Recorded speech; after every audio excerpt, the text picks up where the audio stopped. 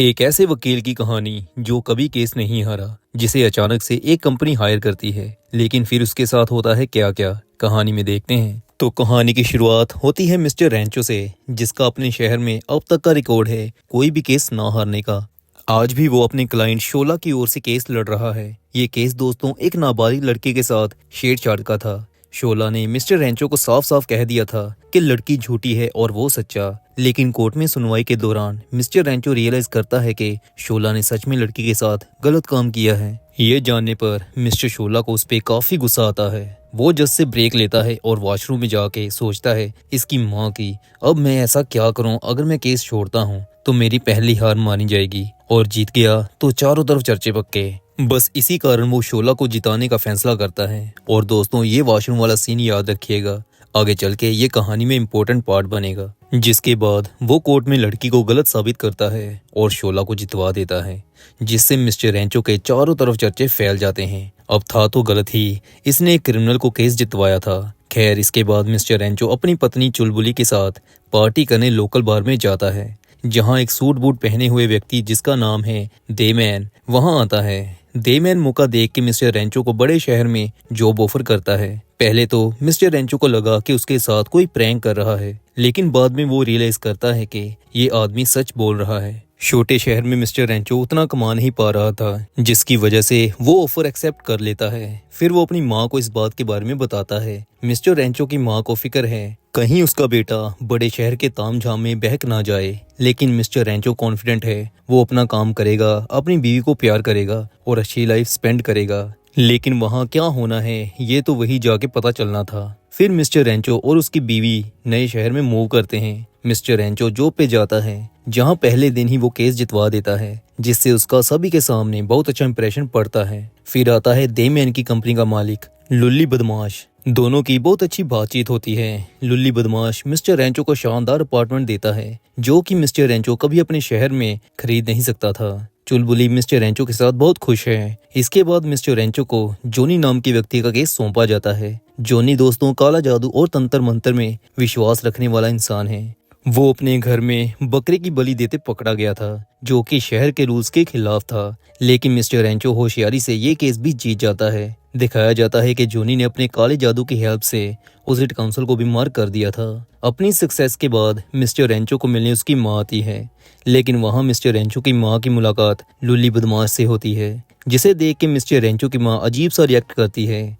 लुल्ली बदमाश के साथ दोस्तों दो काफी सिडक्टिव नेचर की लड़कियां भी थी, जिन्हें ना चाहते हुए भी मिस्टर रैंचो देखे जा रहा था। चुलबुली वहां खड़ी ये सब नोटिस कर रही थी। ये देख के पहली बार मिस्टर रैंचो और चुलबुली में लड़ाई होती है। मिस्टर रैंचो की माँ लेकिन उसे कहती है कि अब भी समय है, तुम्हें वापस शहर लौट आना चाहिए। लेकिन मिस्टर रैंचो कहाँ मानने वाला था। इसके बाद मिस्टर रैंचो अपने नए क्लाइंट चोमू से मिलता है, जिस पर अपनी वाइफ और बच्चों के कत्ल का इल्जाम लगा था। मिस्टर रैंचो अभी नया था, लेकिन फिर भी उसे ऐसा गंभीर केस मिलने की वजह से कंपनी के सीनियर वकील अब उसे जलने लगे थे। इसी बीच ये भी दिखाते हैं कि लुल्ली बदमाश कोई आम इंसान नहीं है, उसमें कोई ना कोई गड़बड़ तो है। क्योंकि एक सीन में लुल्ली बदमाश और मिस्टर रैंचो ट्रेन में ट्रेवल कर रहे होते हैं, जहां लुल्ली बदमाश की एक आवारा लड़के से लड़ाई होती है और वो उस गुंडे की भाषा में उसकी बीवी की गंदी करतूतों के बारे में उसे बता देता है। मिस्टर रैंचो भी हमारी तरह हैरान था कि लुल्ली बदमाश ने उस लड़के को ऐसा क्या कहा जिससे वो घबरा के वहां से भाग गया। लुल्ली बदमाश किसी तरह बात टालता है, जिसके बाद मिस्टर रैंचो घर आता है। लेकिन दिखाया जाता है कि चुलबुली अब धीरे धीरे पागलों की तरह बिहेव करने लगी है। मूवी में ऐसा दिखाया गया है कि लुल्ली बदमाश ही उसे अपने जादू से पागल कर रहा है। लेकिन मिस्टर रैंचो चुलबुली की तरफ इतना ध्यान नहीं देता, क्योंकि अभी उसे चोमू का केस जीतना है। फिर चुलबुली को एक दिन ऐसा सपना आया जिससे उसकी मेंटल हेल्थ पूरी तरह खराब हो गई। उसे सपना आया कि उसका बेटा अपने आप का मांस काट के खा रहा है। ये सपना चुलबुली को इसी वजह से आया था कि कुछ दिन पहले वो डॉक्टर के पास गई थी, जहां उसे पता चला था कि वो कभी मां नहीं बन सकती। लेकिन मूवी में हम व्यूवर्स देख सकते हैं कि इसके पीछे भी लुल्ली बदमाश के जादू की करामात थी। चुलबुली की बहकी बहकी बातें मिस्टर रैंचो को अब गुस्सा दिलाने लगी थी। वो उसे ऐसे ही घर छोड़ के जॉब पे आ जाता है। मिस्टर रैंचो अपनी बीवी के ना ठीक होने वाली बात लुल्ली बदमाश को बताता है, तो वो कहता है कि उसे चोमू का केस किसी और को दे देना चाहिए और अपनी बीवी की हेल्प करनी चाहिए। लेकिन मिस्टर रेंचो को जीत की भूख लग चुकी थी। वो कहता है कि जब तक चोमू जीत नहीं जाता तब तक वो चुलबुली को ठीक नहीं होने देना चाहता। अगर वो ठीक हुई तो वो फिर से उसे डिस्टर्ब करेगी। फिर एक दिन मिस्टर रेंचो का कोलीग परशोत्तम उसे मिलता है और बधाई देता है। मिस्टर रेंचो को लेकिन पता नहीं था कि उसे किस चीज की विश मिल रही है। तो परशोत्तम उसे बताता है कि लुली बदमाश ने उसे कंपनी का मैनेजिंग पार्टनर बना दिया है। लेकिन ऐसा कैसे हो सकता है, उसने अभी अभी कंपनी ज्वाइन की थी। परशोत्तम कहता है बनता तो मेरा था, लेकिन अब मैं डिस्ट्रिक्ट अटॉर्नी को फर्म की काली करतूतों के बारे में सब बता दूंगा। मिस्टर रेंचो ये बात लुली बदमाश को बताता है।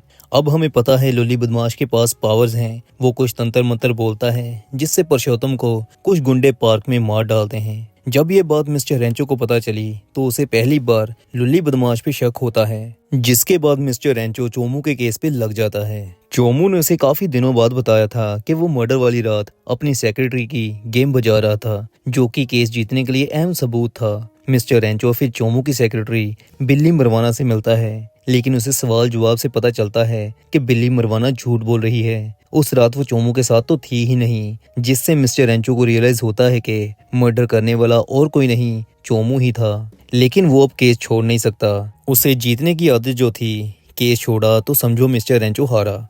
वो समझ चुका था कि लुली बदमाश ने उसे जानबूझ के इस केस में फंसाया है। लेकिन फिर मिस्टर रेंचो बिल्ली मरवाना की गवाही को सच बना के कोर्ट में पेश करता है, जिससे चोमू केस जीत जाता है। लेकिन मिस्टर रेंचो खुश नहीं था, क्योंकि उसे पता है कि उसने एक क्रिमिनल को आज़ाद करवा दिया है। केस जीतने के बाद मिस्टर रेंचो को कोर्ट रूम के बाहर एक रिपोर्टर मिलता है, जिसे उसके बारे में कुछ ज्यादा ही नॉलेज थी। रिपोर्टर उसको बताता है कि उसने जो अपने टाउन में टीचर को केस जितवाया था, उसे पुलिस ने एक मर्डर के केस में गिरफ्तार कर लिया है। रिपोर्टर मिस्टर रेंचो को सब ठीक करने को कहता है, लेकिन लुली बदमाश शायद ये सब सुन रहा था। दिखाया जाता है कि वो अपने जादू से रिपोर्टर का एक्सीडेंट करवा के उसे मरवा देता है। मिस्टर रेंचो ये देख के शॉक था, लेकिन उसके पास टाइम नहीं था। अब केस जीतने के बाद वो अपनी बीवी के पास सीधा जाना चाहता था। फिर वो अपनी बिल्डिंग में पहुंचता है, जहां उसे पता चलता है कि उसकी बीवी चर्च की तरफ गई है। वो भाग के चर्च जाता है, जहां चुलबुली पहले से आके बैठी थी। चुलबुली ने अपने ऊपर एक चादर ओढ़ी हुई थी। वो केविन को रो के बताती है कि लुली बदमाश ने उसके साथ जबरदस्ती की है। मिस्टर रेंचो पूछता है कि कब? चुलबुली आज। लेकिन आज तो लुली बदमाश सारा दिन कोर्ट में था मिस्टर रेंचो के साथ। लेकिन चुलबुली कहती है वो सच बोल रही है। तभी वो अपनी चादर उतारती है। चुलबुली बिना कपड़ों के थी और बॉडी पे हर जगह घाव के निशान थे। ये सब देख के रेंचो को लगा कि अब चुलबुली को पागल खाने एडमिट करवाना होगा, जिसके बाद चुलबुली को मेंटल हॉस्पिटल एडमिट करवाया जाता है। वहाँ लेकिन एक दिन चुलबुली अपने आप को एक रूम में बंद कर लेती है। मिस्टर रेंचो भी उससे मिलने आया हुआ था। वो देखते हैं कि चुलबुली ने रूम को लॉक तो किया है, लेकिन साथ में उसके हाथ एक नुकीली चीज थी, जिससे वो अपना गला काटने वाली है। ये देख के वो जल्दी भाग के उसे रोकने जाता है, लेकिन चुलबुली खुद को आखिर मार ही लेती है। मिस्टर रेंचो की माँ भी वहाँ आ चुकी थी। अपनी बीवी की मौत से मिस्टर रेंचो बहुत दुखी था। उसकी माँ ने फिर वहीं उसे बताया कि उसने एक बात अभी तक छुपा के रखी थी। मिस्टर रेंचो क्या? तो वो बताती हैं कि जब वो जवानी में इस शहर में आई थी, तब उनका एक आदमी से रिलेशन बना था। वो आदमी और कोई नहीं, लुली बदमाश था। मिस्टर रेंचो को ये सुन के काफी झटका लगा। अब उसे समझ लग चुकी थी कि क्यों उसे इतने बड़े शहर में इतनी बड़ी कंपनी में जॉब मिली। उसे ये भी पता था कि इन सब गलत कामों के पीछे कहीं ना कहीं लुली बदमाश का हाथ है। वो गुस्से में पागल उसके ऑफिस जाता है, जहां वो उसे गन पॉइंट पे पूछता है कि उसके साथ ये सब क्यों हो रहा है, क्या वही उसका पिता है? तो लुली बदमाश कहता है हाँ। मिस्टर रेंचो लेकिन गुस्से में था। वो लुली बदमाश पे ये सुन के गोलियां चलाता है, लेकिन लुली बदमाश को कुछ भी नहीं होता। ये देख के मिस्टर रेंचो उससे पूछता है आखिर वो है कौन? तो लुली बदमाश बताता है कि वो नर्क से आया हुआ शैतान है, एंटी क्राइस्ट है। वो फिर बताता है कि तुम जैसे मेरे कई बच्चे हैं, लेकिन उनमें तुम और भीगी बिल्ली मिस्टर रेंचो की कोलीग जिससे वो अट्रैक्ट था, दोनों ही अपने काम में माहिर हो। मिस्टर रेंचो पूछता है तुम्हें मुझसे चाहिए क्या? तो वो कहता है कि बच्चा, उसे अपना वारिस चाहिए, वो भी तुम दोनों के मिलने से होने वाला बच्चा। अब मिस्टर रेंचो को पता था वो यहाँ से भाग तो नहीं सकता, तो वो संभोग करने के लिए मान जाता है। वो भीगी बिल्ली को सीड्यूस करता है और ऐसा लगता है कि कार्यक्रम शुरू होने लगा है, लेकिन तभी वो अपने आप को ही गोली मार लेता है, जिससे शैतान यानी कि लुली बदमाश का प्लान फेल हो जाता है। लेकिन था तो शैतान ही, वो हार नहीं सकता। जिसकी वजह से वो टाइम को पीछे करता है और मिस्टर रेंचो पहुंच जाता है सीधा वॉशरूम में। ये वही वॉशरूम है दोस्तों जहां मिस्टर रेंचो ने टीचर का साथ देने का फैसला किया था और बेकसूर लड़की को ही दोषी बना दिया था। लेकिन इस बार उसे पता है उसने क्या करना है। वो कोर्ट रूम में जाता है, सबसे पहले अपनी बीवी चुलबुली को जिंदा देख के बहुत खुश होता है और जज को कह देता है कि वो ये केस छोड़ रहा है। इस तरह दोस्तों मिस्टर रेंचो एक तरह से शैतान से हाथ मिलाने से बच जाता है। मूवी के लास्ट में लुल्ली बदमाश को हंसते हुए दिखाया जाता है, क्या पता अगला शिकार उसका कौन होगा। और मूवी यहाँ समाप्त होती है। एक्सप्लेनेशन अगर अच्छी लगी हो तो चैनल सब्सक्राइब जरूर करिएगा।